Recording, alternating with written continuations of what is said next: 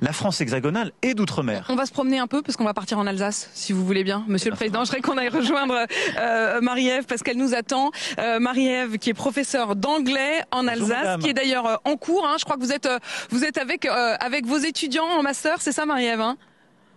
Yes, good morning, Mr. President. Good morning, how are you? C'est un très bon exercice pour les élèves. Marie-Ève, vous vous posez plein de questions et notamment sur le fait que les jeunes se mobilisent ou non. Je vous écoute. Et le président surtout vous écoute. Oui, bonjour Monsieur le Président, bonjour à tous. On est donc en direct de l'ESGM Proforma avec mes étudiants en master direction des ressources humaines qui sont ravis de vous retrouver ce matin. Malheureusement, le sport ne fait pas partie de leurs grandes préoccupations pour beaucoup de mes étudiants et j'aimerais savoir, Monsieur le Président, pourquoi nous n'avons pas réussi à faire du sport et des Jeux Olympiques une grande cause nationale. Monsieur le Président. Bonjour et merci beaucoup d'abord de vous occuper de nos jeunes et je salue vos étudiants qui sont là derrière. Bon, d'abord, je pense que ça va quand même monter et j'espère qu'ils vont s'intéresser aux Jeux Olympiques et Paralympiques d'ici au 26 juillet et jusqu'au 8 septembre. Parce qu'on va avoir cette chronique d'événements, de sport, de vibrations pendant tout l'été.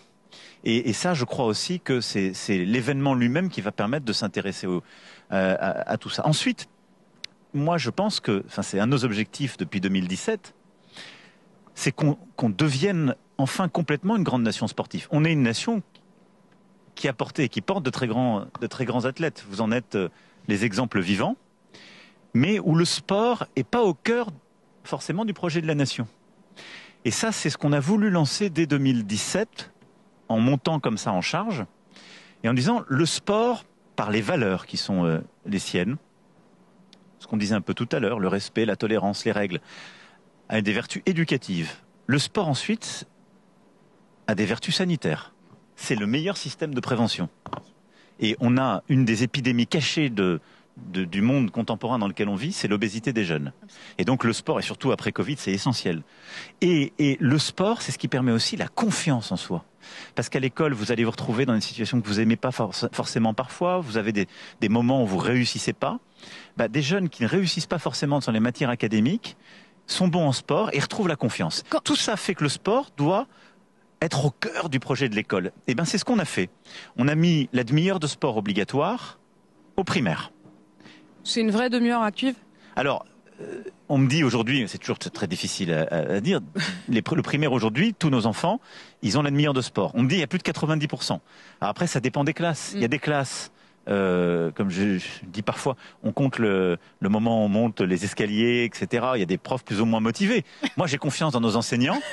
Pour trouver une manière en une demi-heure de faire quelque chose. Non, mais j'ai vu par exemple, j'étais il y a 15 jours dans une école, il y a des systèmes qui sont mis en place où on danse au milieu de la classe avec des trucs qui sont projetés à l'écran et ils font des exercices. Faut être créatif quoi, pour trouver une demi-heure. Je pensais que cette première demi-heure c'était une espèce de coup de pied pour essayer d'enfoncer la porte. Mais on a envie que ce soit plus parce que le temps se change et même quelquefois d'un trajet. Parce qu'on a tous fait, mais si c'est déjà la demi-heure, on fait chaque jour de la balle aux prisonniers, d'initiation au foot, des exercices. C'est le minimum du minimum. C'est le minimum du minimum, mais on donne le virus. Mais là, faut monter en puissance. On a mis les 2 heures de plus au collège. Ouais. Et là, on est en train. Alors, il y a beaucoup de variétés parce qu'on a un grand sujet, c'est que on a besoin pour ça du parascolaire et donc des associations.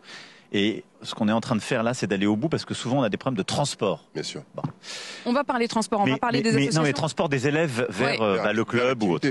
Mais donc on a mis la demi-heure de plus, on a mis l'évaluation en 6e grâce aux profs de PS, où on regarde justement, parce qu'il y a parfois, c'est là qu'on se rend compte qu'il y a des élèves qui ne sont pas bien coordonnés, et on voit des choses qui sont... Le sport permet de détecter aussi d'autres pathologies parfois.